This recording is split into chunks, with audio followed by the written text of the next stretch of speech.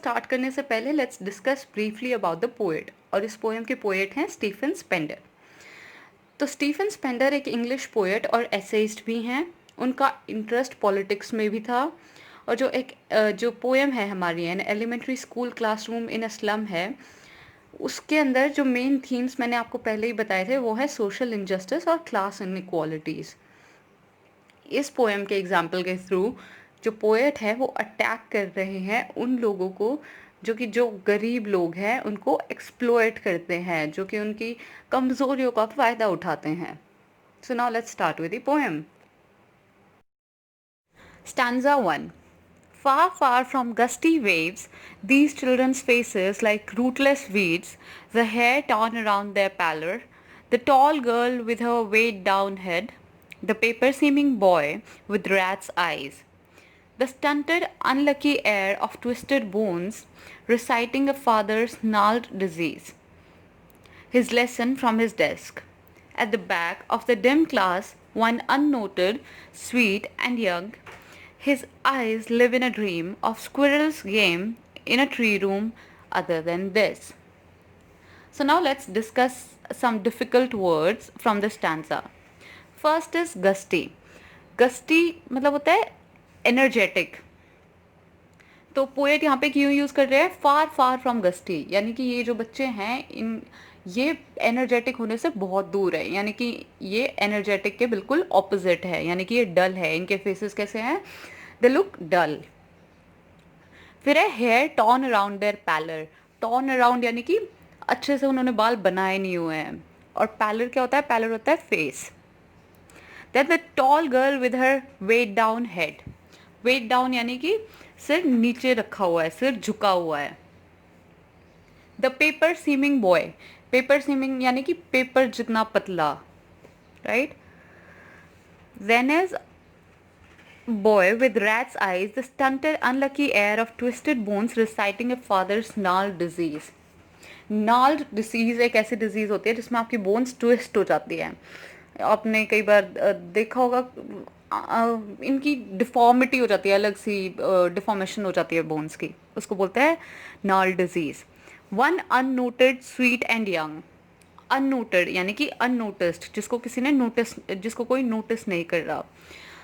Sweet and young, his eyes live in a dream of squirrel's game in a tree room other than this. Tree room यानी कि a tree house, एक छोटा सा tree house होगा या फिर कोई एक स्ट्रक्चर सा होगा ट्री के ऊपर, उसको बोला जा रहा है ट्री रूम। तो पोएम स्टार्ट करते हैं स्टैंजा 1 से, जिसमें कि वो डिस्क्राइब करते हैं क्लास के अंदर कैसी कंडीशन है, बच्चे वहाँ पे जो हैं वो कैसे दिखते हैं। तो ये जो बच्चे हैं, ये इनके फेसेस कैसे हैं? इनके फेसेस हैं डल, ये बिल्कुल भी एनर्जेटिक नहीं दिख रहे। और इनके फेस पे जो इनके हेयर हैं वो बिल्कुल बाल बने नहीं हुए हैं, अनकूस्ड हेयर हैं। और इनकी अपीयरेंस कैसी है? शैबी है इनकी अपीयरेंस, यानी कि ये अच्छे से रेडी नहीं हो रखे। पोएट इनका एक इम्पॉर्टेंट कंपैरिजन करते हैं, वो है रूटलेस वीड्स से। अब वीड्स क्या होती हैं? वीड्स वो प्लांट्स होते हैं जो कि एक फार्मर रिमूव कर देता है क्योंकि वो अनवांटेड होते हैं। अब ऐसे ही ये जो बच्चे हैं ये सोसाइटी में अनवांटेड है, तो इसीलिए इन बच्चों का कंपैरिजन किया हुआ है रूटलेस वीड्स से। जैसे फार्मर को वीड्स नहीं चाहिए होती है, यानी कि वो अनवांटेड प्लांट्स होते हैं, वैसे ही सोसाइटी में ये बच्चे नहीं चाहिए। एक सोसाइटी को जो बड़े लोग हैं उनको ये बच्चे नहीं चाहिए, उनके लिए इनका कोई इम्पोर्टेंस नहीं है। तो ये एक इम्पॉर्टेंट कंपैरिजन है, कई बार इसके ऊपर क्वेश्चन फ्रेम हो जाता है। फिर जो बाकी के बच्चे हैं वो क्लास में कैसे दिखते हैं उनको डिस्क्राइब करता है पोएट। तो एक लड़की है जो कि काफ़ी टॉल है, और टॉल गर्ल जो है वो, उसका हेड कैसा है? उसका हेड वेट डाउन है, यानी कि उसका सिर झुका हुआ है। तो इसके दो कारण हो सकते हैं, या तो she is not feeling well, या फिर she is burdened by the responsibilities जो कि उस एज में इसके ऊपर आ गई हैं, या फिर बहुत गरीब है वो, ये भी उसका कारण हो सकता है। तो उसका हेड कैसे है? Her head is weighed down because she is depressed, और either she also may be sick. फिर है एक बच्चा है who is as thin as paper. और उसकी आईज कैसी हैं, उसकी आईज बिल्कुल एक रैट की आईज जैसी हैं। कंपैरिजन किया गया है रैट की आईज से। अब रैट की आईज कैसी होती है, वो हमेशा खाना ढूंढती रहती है इधर उधर इधर उधर इधर उधर। तो उसकी आंखों का कंपैरिजन किया हुआ है रैट साइज से, क्योंकि वो पुअर है और वो मैल न्यूट्रिशन भी लग रहा है। फिर है एक और बच्चा जो कि अपने डेस्क से खड़ा होकर लेसन रिसाइट कर रहा है, और उस बच्चे को एक डिजीज़ है। कौन सी डिजीज़ है, नाल डिजीज़, जो कि उसने अपने फादर से डिराइव की है। और उस डिजीज़ में क्या होता है, आपकी बोन्स ट्विस्ट हो जाती है, जैसे मैंने आपको पहले ही बताया था।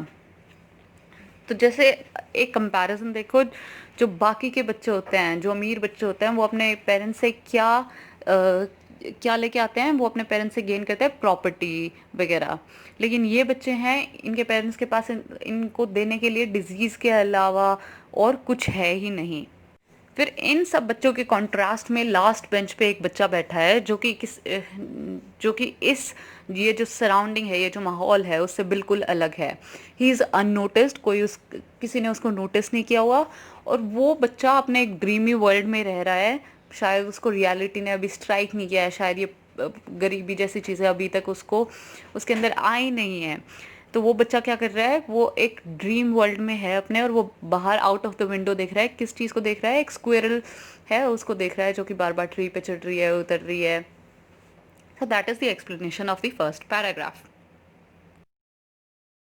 तो अब डिस्कस करते हैं स्टैंजा की कुछ इंपॉर्टेंट लिटरेरी डिवाइसेस जो आपसे कई बार एग्जाम में पूछ ली जाती हैं।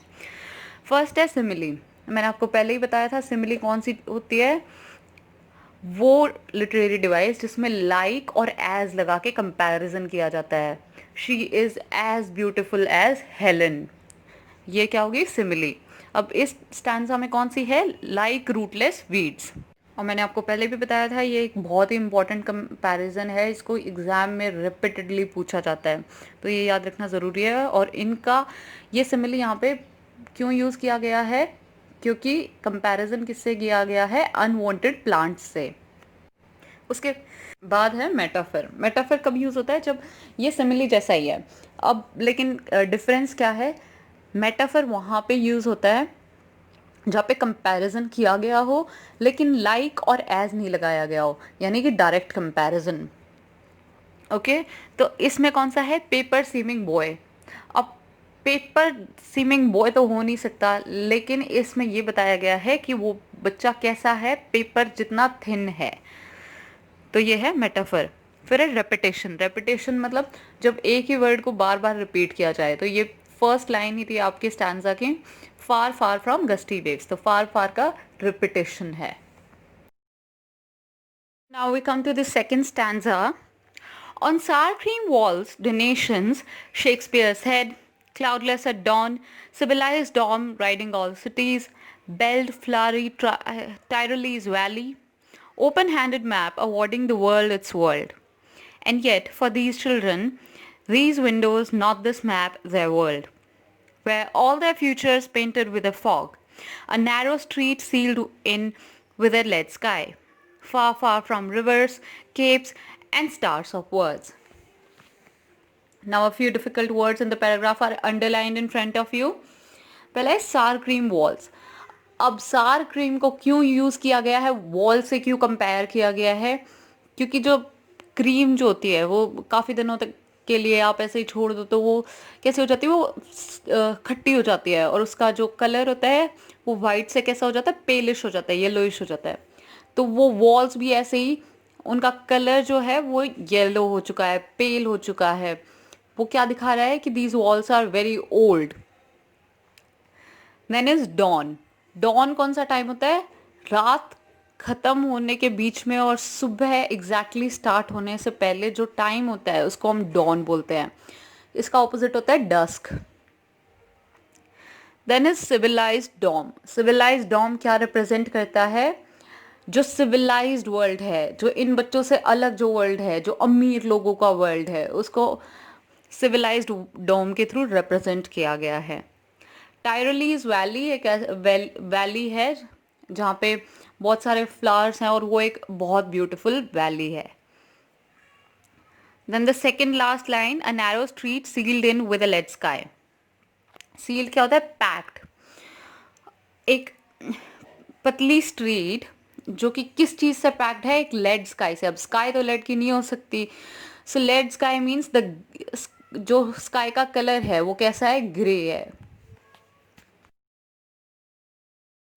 अब इस स्टैंजा में पोएट एक्सप्लेन करते हैं कि जो वॉल्स हैं इस क्लासरूम की, इस स्कूल के क्लासरूम की जो वॉल्स हैं उस पे कुछ डोनेटेड आइटम्स लगाए गए हैं, कुछ पिक्चर्स हैं। और अभी देखते हैं कौन कौन सी पिक्चर्स हैं। पहली पिक्चर है शेक्सपियर के हेड की पिक्चर। वो अब वो ऑब्वियसली उनको कुछ भी डोनेशन में मिला, उन्होंने वो लगा दी for the sake of it. But एक एलिमेंट्री स्कूल के बच्चों को आप शेक्सपियर नहीं पढ़ा सकते, दैट इज़ कम्प्लीटली यूजलेस उसका, उस पिक्चर का वहाँ पे होना। फिर है एक ऐसी वर्ल्ड की पिक्चर दिखा रहा है, यानी कि सिविलाइज्ड वर्ल्ड की पिक्चर है एक, जहाँ पे उनका जो स्काई है, जो सिविलाइज्ड वर्ल्ड की स्काई है वो क्लाउडलेस है। अनलाइक जो इन बच्चों की स्काई है वो कैसी है? ग्रे कलर की है। ठीक है। और वो सिंबॉलिकली क्या रिप्रेजेंट कर रहा है उनकी क्लाउडलेस स्काई? कि उन बच्चों की लाइफ में कोई प्रॉब्लम्स हैं ही नहीं।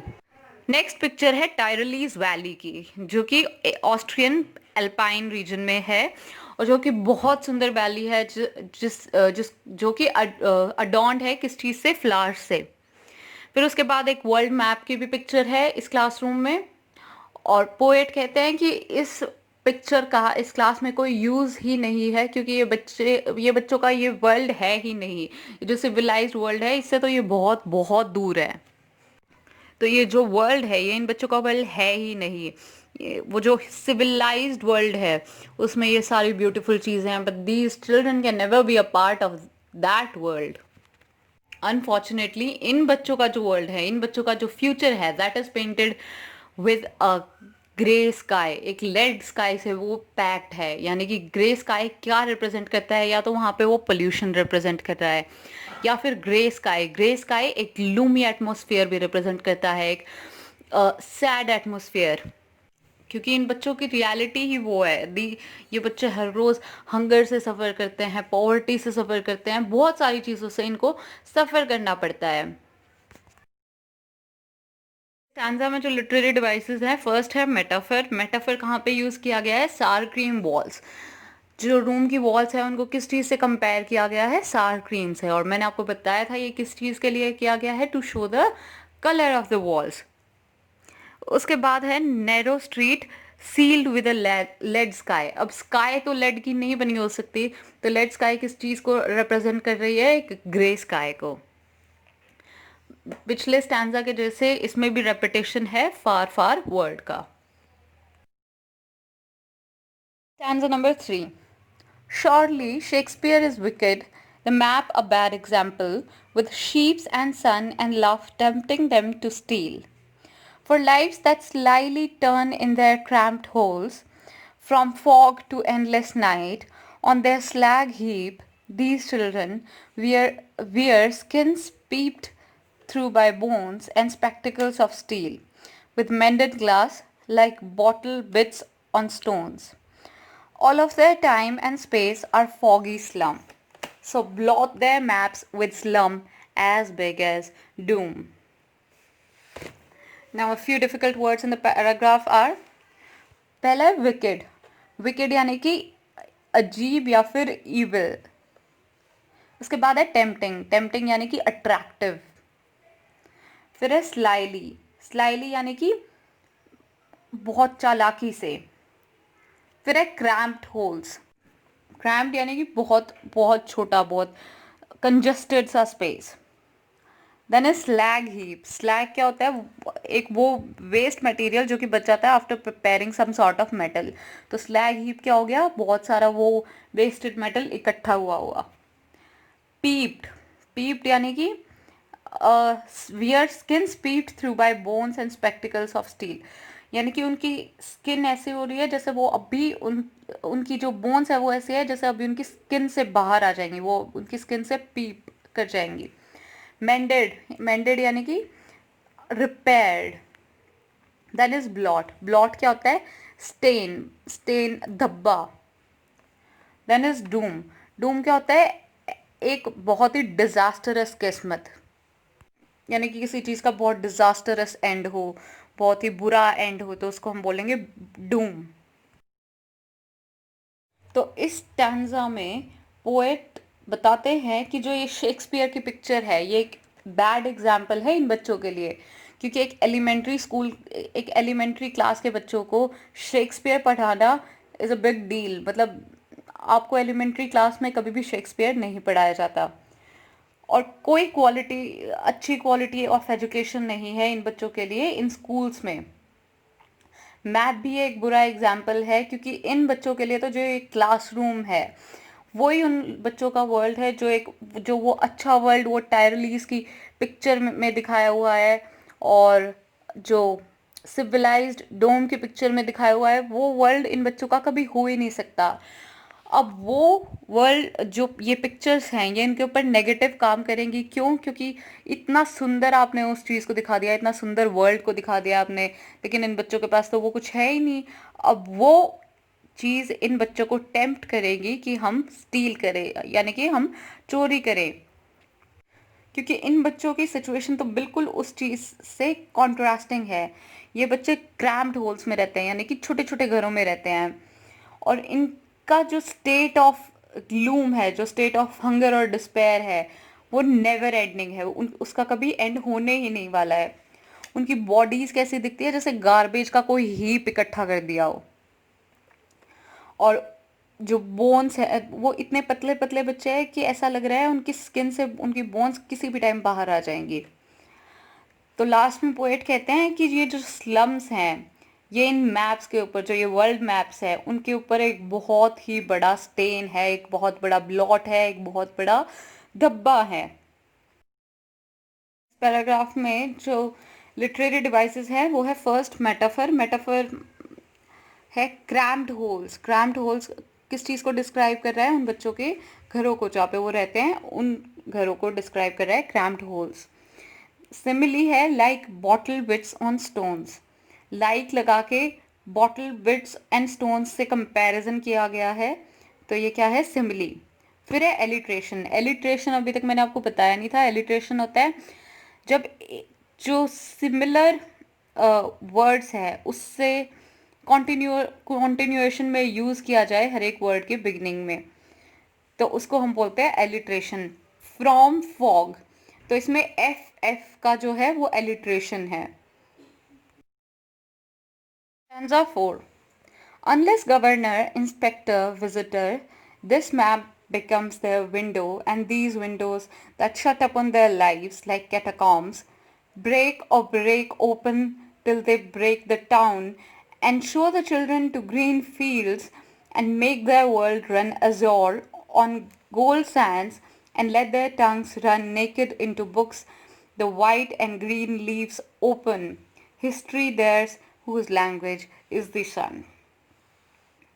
Okay, so the difficult words in the last stanza are, first is catacombs. Now what are catacombs?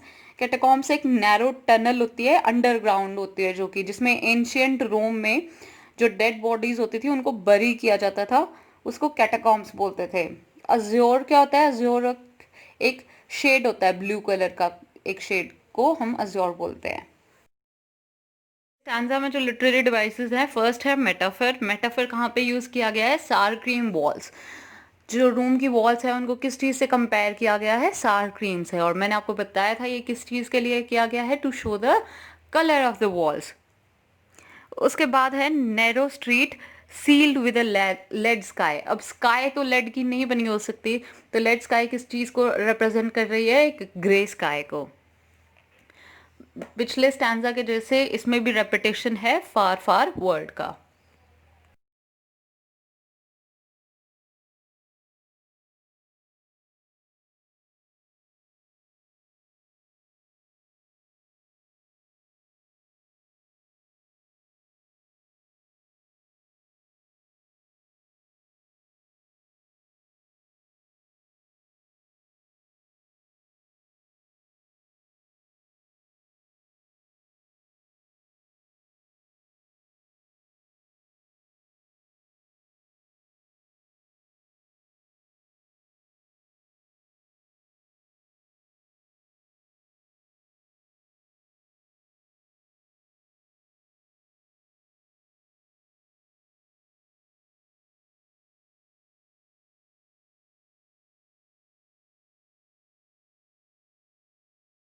तो लास्ट स्टैंजा में जो लिटरेरी डिवाइस है वो है मेटाफर। मेटाफर मैंने आपको पहले ही बताया था, वो होता है जहाँ पे कंपैरिजन किया जाता है लाइक और एज के बिना, यानी कि डायरेक्ट कंपैरिजन किया जाता है। इस पैराग्राफ में है the white green leaves open, जो कि रेड में लिखा हुआ है, आप देख सकते हैं। और ये किस चीज़ का है? बुक्स और नेचर का कंपैरिजन किया गया है किस चीज़ से? वाइट एंड ग्रीन लीव्स से। That we have completed the poem. तो स्क्रीन पे आपके सामने दो क्वेश्चंस हैं। पोएम अच्छे से पढ़िए तो इन दो क्वेश्चंस का आंसर बहुत इजी है। तो फर्स्ट क्वेश्चन है the paper seeming boy with rat's eyes means the boy is. First option है स्लाई एंड सीक्रेटिव। स्लाई का मतलब मैंने आपको बताया था चालाक। Option B thin hungry and weak. Option C look उसका अनप्लेजेंट है। सेकेंड क्वेश्चन है the children's faces are compare to rootless weeds this means they. Option A are insecure, वो इनसिक्योर हैं, मतलब यानी कि क्वेश्चन का मतलब है जो बच्चे हैं उनका फेस रूटलेस वीड से कंपेयर क्यों किया गया है। पहला ऑप्शन है क्योंकि वो इनसिक्योर है। सेकंड ऑप्शन है क्योंकि वो उनको खाना अच्छा नहीं मिल रहा। ऑप्शन सी है क्योंकि वो वेस्ट हैं, जैसे कि सोसाइटी में, सोसाइटी के लिए वो एक वेस्ट है। तो इन क्वेश्चंस का आंसर आप नीचे कमेंट सेक्शन में दे सकते हो, और अगर कोई डाउट है वो भी आप कमेंट सेक्शन में पोस्ट कर सकते हो। Stanza 1. Far, far from gusty waves, these children's faces like rootless weeds, the hair torn around their pallor, the tall girl with her weighed down head, the